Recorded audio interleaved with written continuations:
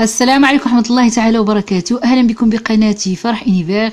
في هذا الفيديو سوف نتكلم دائما عن مستجدات فيروس كورونا ببلجيكا، فأهلا بكم دائما بقناتي فرح إونيفير.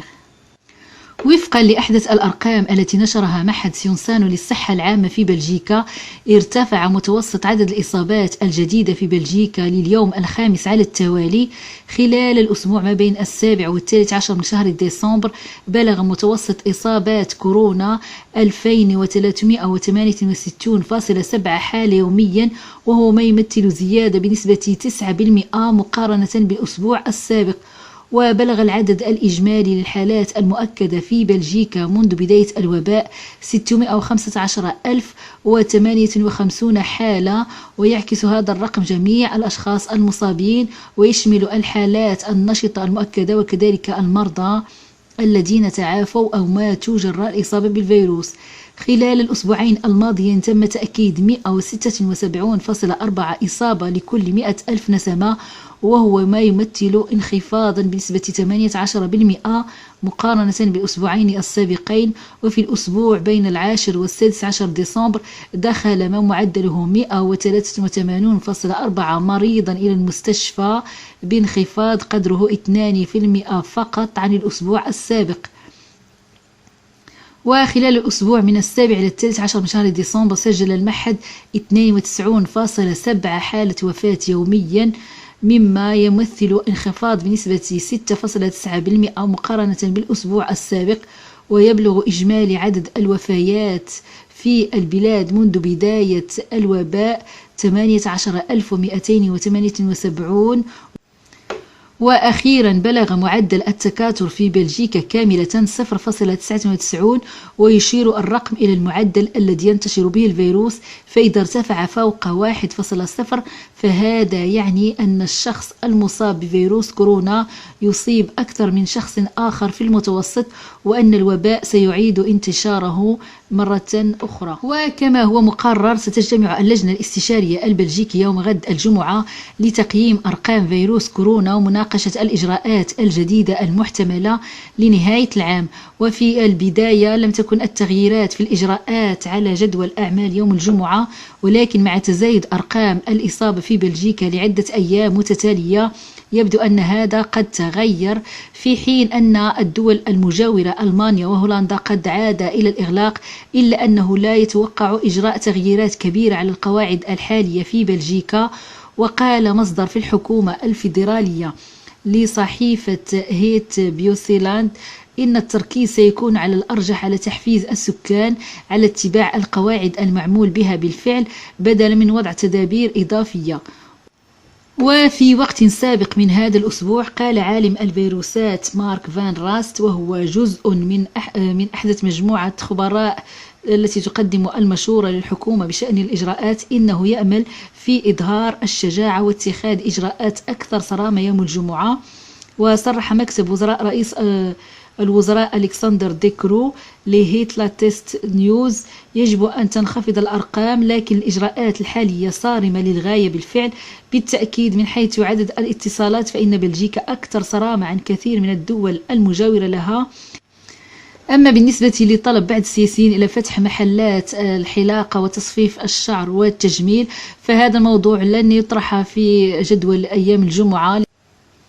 وبالنسبة للمدارس هنا ببلجيكا فقد اقترح ديرك فان دام خبير التعليم في منطقة التعاون الاقتصادي والتنمية أن تقوم بلجيكا بإغلاق مدارسها حتى 31 من شهر يناير. وفيما قال لصحيفة دي مورغان كتب عالم المناعة هانز ويليام سانويك من جامعة كولومبيا في نيويورك: أعتقد أن المدارس عامل تم التقليل من شأنه. وأوضح في البرنامج التلفزيوني الفلامانكي: اعتقدنا في البداية أن الأطفال دون سن 10 لا يمثلون مشكلة كبيرة، الآن نشهد أكبر زيادة هناك. وجاءت الذروة الثانية فقط خلال عطلة الخريف الممتدة الماضية، هذه الذروة كان أبطالها الأطفال. وقال أيضا: بعد إجازة الخريف بدأت الزيادة مرة أخرى بين الأطفال وتبعهم بقية السكان. وكتب ديريك فان دام رئيس مركز البحوث التربوية والابتكار في منطقة التعاون الاقتصادي والتنمية في تغريدة على موقع تويتر بأنه يخشى أن يكون سنويك على حق. وقال ديريك: لقد ترددت لفترة طويلة وأشعر أنه أمر مروع. وأضاف: بدون إغلاق المدارس سنقع في موجة ثالثة قبل أن تنتهي الموجة الثانية. وبحسب سانويك فإن الأطفال ليسوا المحرك الرئيسي للوباء ولكن محرك مساعد. وقال سانويك: عندما نغلق المحركات الكبيرة تبدأ في رؤية تأثير المحركات الإضافية. وأعتقد أننا إذا لم نوقف جميع المحركات وكذلك المحركات المساعدة فسوف نعود إلى الذروة المتسارعة. نحن بالفعل في بداية هذه الذروة حسب قوله، وفي غضون أسبوع أو أسبوعين سوف نتفاجأ مرة أخرى بمدى سرعتها في الارتفاع إلا إذا استطعنا تغيير الوضع الآن. ارتفع عدد الأطفال دون سن العاشرة ضمن أرقام الإصابة بنسبة 34% خلال الأسبوع الماضي، ولم تشهد أي مجموعة أخرى مثل هذه الزيادة. ولكن بالأرقام المطلقة لا تزال النسبة الأكبر من الإصابات موجودة في السكان النشطين. بالنسبة لحظر التجول بمنطقة بروكسل، فبعد التشاور قرر رئيس وزراء وعمدة البلديات في بروكسل يوم الأربعاء عدم تعديل لحظر التجول في المدينة عشية عيد الميلاد، وهذا يجعل حظر التجول في منطقة بروكسل ليلة عيد الميلاد قبل ساعتين مما هو عليه في بقية البلاد. قررت بروكسل في 10 ديسمبر تمديد حظر التجول من الساعة 10 مساء إلى 6 صباحا حتى 15 من شهر يناير. وأعلنت أنها ستتشاور مع 19 بلدية قبل اتخاذ أي قرارات جديدة عشية عيد الميلاد.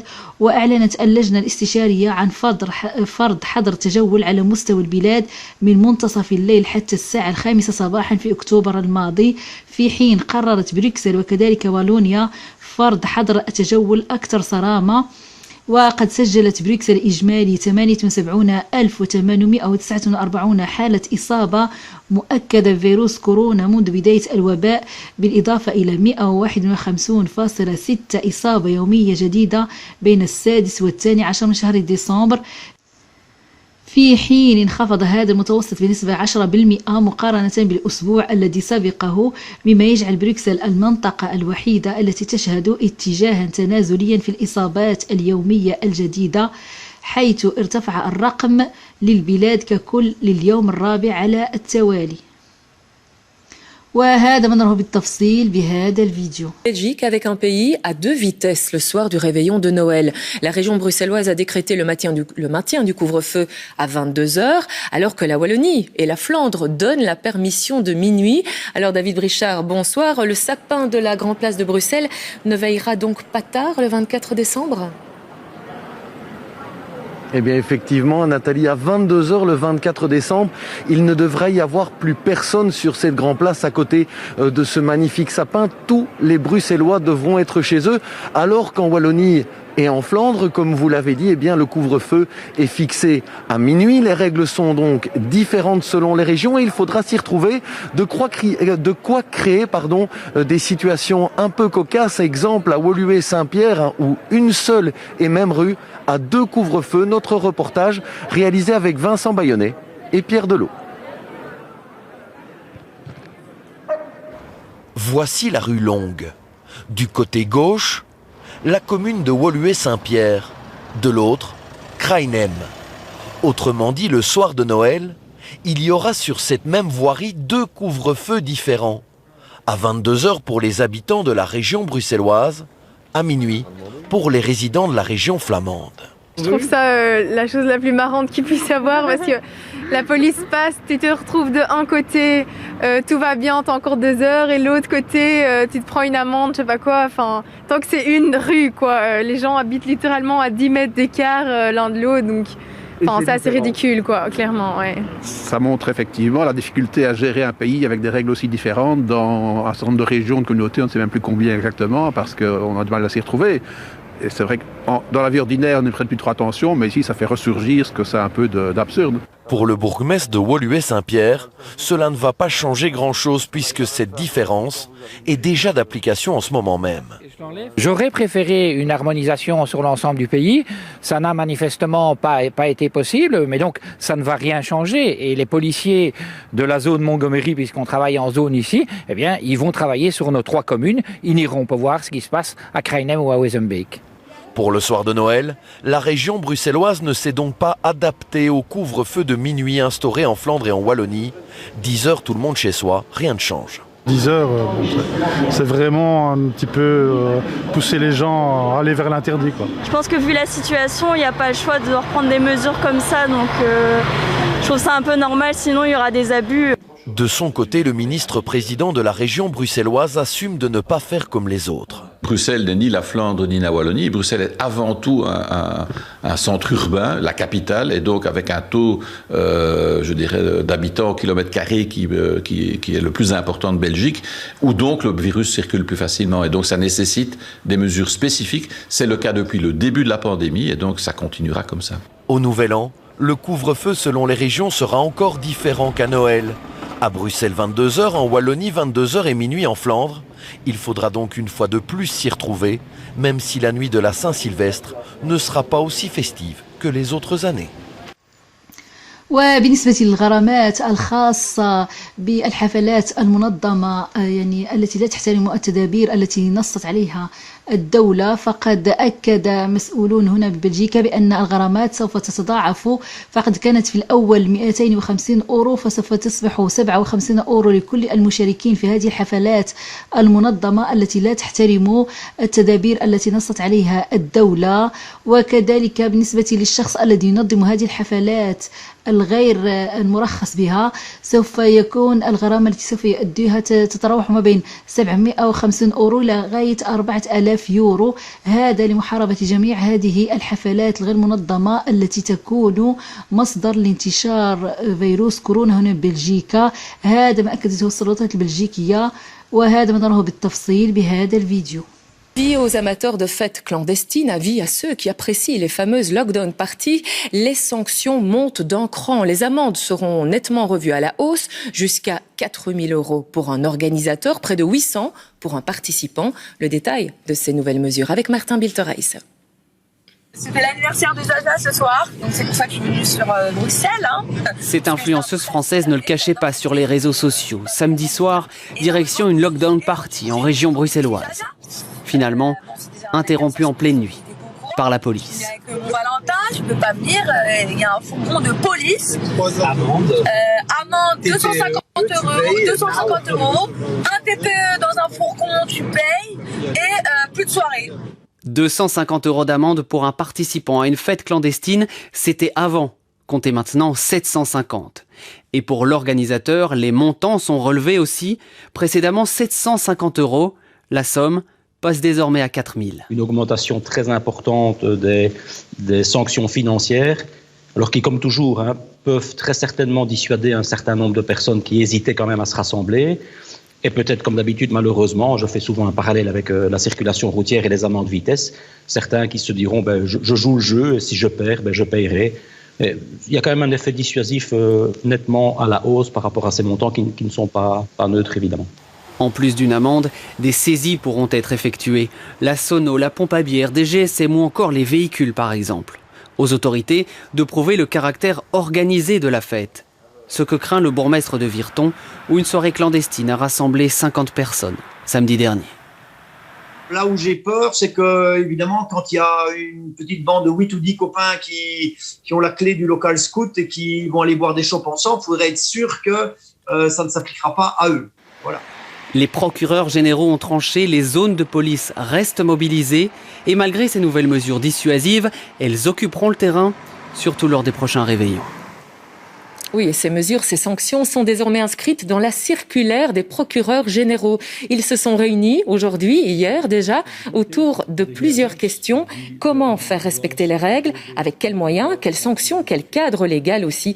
De quoi mieux guider les magistrats et surtout les policiers de terrain. Et il faisait partie de cette réunion. Il est notre invité ce soir, le procureur général de Mons, Ignacio de la Serna. Bonsoir, merci d'être avec nous. Entrons, si vous voulez bien, dans le détail des mesures et sanctions potentielles. Quel est finalement le seuil d'évaluation, voire de tolérance? Comment distinguer une de ces fameuses lockdown parties avec des centaines de participants et une fête à domicile qui rassemblerait 10, 15, 20 personnes lors des réveillons?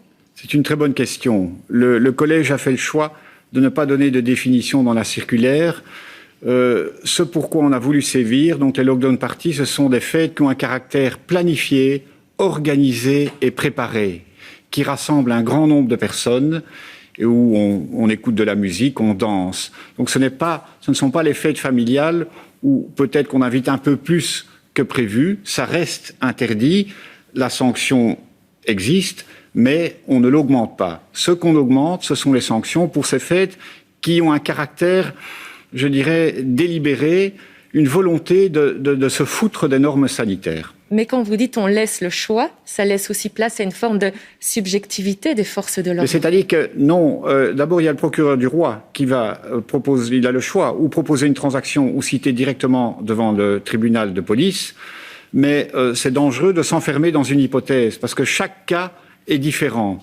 Et donc, on fait confiance à la sagesse des procureurs du roi, qui ont l'habitude de gérer ce genre de situation, et ils pourront guider la police pour apprécier s'il s'agit d'une lockdown party ou s'il s'agit d'une simple fête familiale. Oui, justement, qu'en sera-t-il des visites à domicile des forces de l'ordre? On pense au soir de réveillon. Le domicile, il est en principe inviolable, mais s'il y a flagrant délit, et quelle est la notion de flagrant délit? Est-ce que c'est voir une vingtaine de véhicules devant une maison? Est-ce que c'est voir des personnes à travers une fenêtre? Le flagrant délit, c'est quand l'infraction est en train de se commettre ou qu'elle vient de se commettre. Et si le code d'instruction criminelle prévoit que dans une telle hypothèse, la police peut pénétrer même de force dans l'habitation sans une ordonnance du juge d'instruction, c'est parce qu'il faut préserver les preuves. Ici, on est très prudent. Il y a aussi un principe de proportionnalité, l'inviolabilité du domicile qu'il faut respecter. Et donc, on a ajouté un verrou supplémentaire qui est l'autorisation du procureur du roi. Est-ce qu'il y aura un procureur du roi qui sera de garde les soirs de réveillon pour, sur un coup de fil de force de l'ordre, dire oui, vous pouvez pénétrer dans ce domicile? Un ou parfois dans des arrondissements à grande échelle, plusieurs. Il y a toujours un magistrat de garde 24 heures sur 24, 7 jours sur 7. Donc en cas de vrai flagrant délit, il est possible que des forces de l'ordre puissent vraiment entrer chez nous dans les minutes après le constat. Oui, mais il faudra que le magistrat apprécie s'il y a des indices sérieux que l'infraction est en train de se commettre et si le principe de proportionnalité est respecté. Une toute dernière question, si vous le voulez bien. Vous, quand je parle vous, le Collège des procureurs généraux, vous vous adressez à la population, mais pas qu'à elle, concernant les abus. Vous vous adressez aussi aux autorités? On s'adresse aussi aux autorités de police et au monde politique. Il faut respecter l'état de droit. On est dans une situation sanitaire difficile, mais c'est pas pour ça que tout est permis au niveau contrôle. On a interdit l'utilisation de drones pour constater les infractions Corona. On dit attention, on peut pénétrer dans le domicile, mais dans des conditions et des limites bien précises. Il ne s'agit pas de violer l'état de droit. Merci. وفي نهاية الفيديو أتمنى لكم الصحة والعافية وإلى اللقاء في فيديو جديد وأهلا بكم دائما بقناتي فرح إنيفير.